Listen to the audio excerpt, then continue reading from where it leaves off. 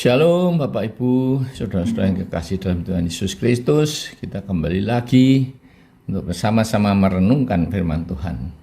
Tapi sebelumnya marilah kita berdoa menghampiri hadirat Tuhan.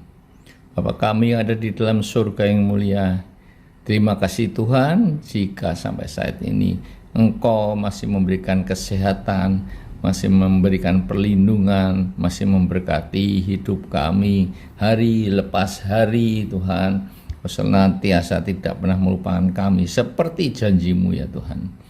Ya Bapa, jika sebentar lagi kami akan mendengarkan firman-Mu Tuhan, tolong Bapa, Kau rapi lidah bibir hamba-Mu untuk mengutarakan isi hati-Mu. Dan biar juga Roh Kudus mengurapi para pendengar firman ini dan memberikan mereka hikmat, mengubah kehidupannya sehingga mereka menjadi pelaku-pelaku firman. Berbicaralah Tuhan, kami siap mendengarkan. Dalam nama Tuhan Yesus kami berdoa dan mengucap syukur. Amin. Saudara-saudara, kali ini saya akan berbicara dengan topik berkat atas rumah tangga yang diambil dari Mazmur 128. Di ayat kelima dikatakan, kiranya Tuhan memberkati engkau dari Sion supaya engkau melihat kebahagiaan Yerusalem seumur hidupmu. Mengapakah berkat itu dari Sion? Ternyata di bukit Sion itu terletak bait Allah, di mana setahun 3 kali orang-orang Israel naik ke tempat itu untuk mohon ampun dan berkat kepada Tuhan.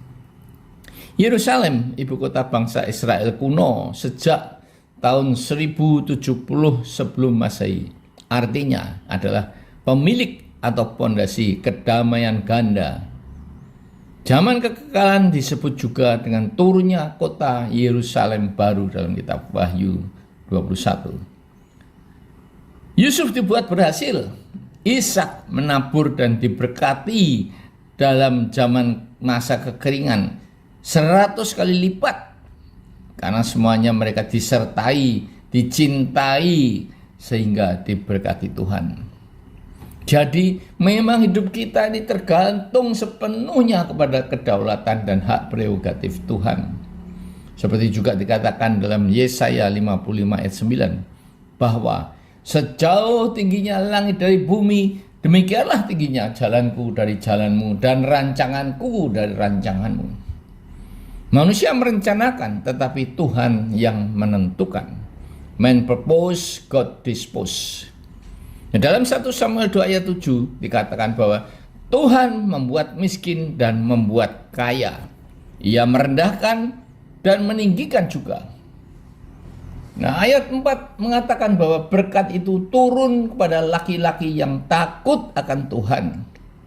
Laki-laki sebagai kepala rumah tangga haruslah bertanggung jawab untuk menghidupi keluarganya, membiayai sekolah anak-anaknya, dan mencukupi kebutuhan-kebutuhan rumah tangga lainnya.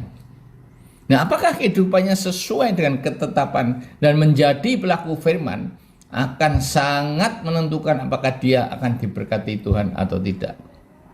Satu kelemahan suami adalah ketika ekonominya sudah mapan, posisinya sudah baik, maka dilihatnya istrinya sudah kurang menarik lagi, maka dia akan mulai berpaling, melirik pada wanita lain yang lebih cantik dan menarik dibandingkan dengan istrinya. Yang karena sudah melahirkan anak-anak dan mengurus rumah tangga, maka bentuk fisiknya sudah berubah, atau adanya pelakor yang menggoda si suami itu. Akal sehatnya sudah tertutup oleh pikiran dan keinginannya untuk berzina, seperti dalam Roma 10 ayat 3 dikatakan bahwa mereka sudah tidak mengenal kebenaran Allah, dan karena mereka berusaha untuk mendirikan kebenaran sendiri, maka mereka tidak takluk kepada kebenaran Allah. Laki-laki itu sudah lupa diri, lupa kepada tanggung jawabnya sebagai kepala keluarga yang harus mencukupi keluarganya. Ayat 3 mengatakan bahwa istri akan menjadi pohon anggur yang subur di dalam rumahmu, berarti mempunyai anak yang banyak. Karena pada waktu itu anak-anak yang sudah dewasa dibutuhkan untuk membantu menggembalakan ternak atau bercocok tanam. Anggur juga melambangkan kemewahan, sukacita, dan anggur biasanya dihidangkan pada pesta-pesta perkawinan seperti dalam pesta kawin di Kana. Nah, anak-anak sebagai tunas pohon zaitun. Pohon zaitun dapat tumbuh di mana-mana sekalipun di tanah kering seperti yang terlihat di Israel. Berarti anak-anak juga diberkati studinya dan nantinya mudah mencari pekerjaan walaupun kondisi ekonominya sedang jelek. Nah, di ayat 2 dikatakan hasil jerih payah bekerja dapat dinikmati karena tidak semua orang kaya dapat menikmati kekayaannya. Dan menikmati kekayaan itu adalah suatu anugerah, saudara-saudara. Dulu saya bekerja pada orang yang termasuk orang kaya di Indonesia. Untuk ketemu saja pasangan suami istri itu sangat susah karena mereka setiap hari mempunyai kesibukan bisnis sendiri-sendiri. Begitu juga penjaga villa dengan pemilik villa. Penjaga villa itu dapat menikmati villanya. Anaknya berenang, dia menunggu dengan makan pisang goreng yang digoreng oleh istrinya, ya. Kemudian pengen apa aja lah. Dia dengan gratis menempati villa itu, malah dia dibayar, digaji.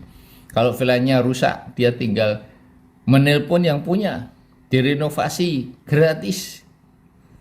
Sedangkan pemilik villa belum tentu dapat 1 bulan sekali ke villa itu.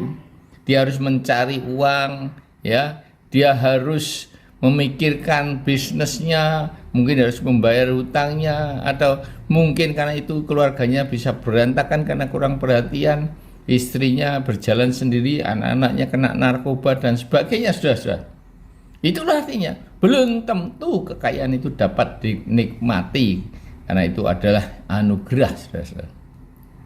Nah, secara keseluruhan, ayat 1 mengatakan bahwa kebahagiaan hanya dapat dimiliki oleh setiap orang yang takut akan Tuhan, yang hidup menurut jalan yang ditunjukkannya. Dengan kata lain, jika setiap hari hidupnya taat dan patuh, setia kepada Tuhan, hidup dalam kebenaran dan kekudusan, mengasihi Tuhan Allah dengan segenap hati, segenap jiwa, dan segenap akal budi, dan segenap kekuatan, dan mengasihi sesama manusia seperti dirinya sendiri.